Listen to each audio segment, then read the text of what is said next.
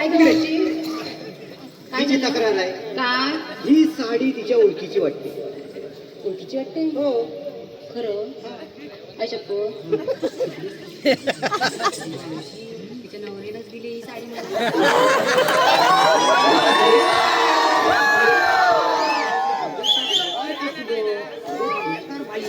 घुबाड आहे घुबाड. सांगा ओळखलं मी. काय तर ती साडी तुझ्या नवऱ्यानेच तिला दिली.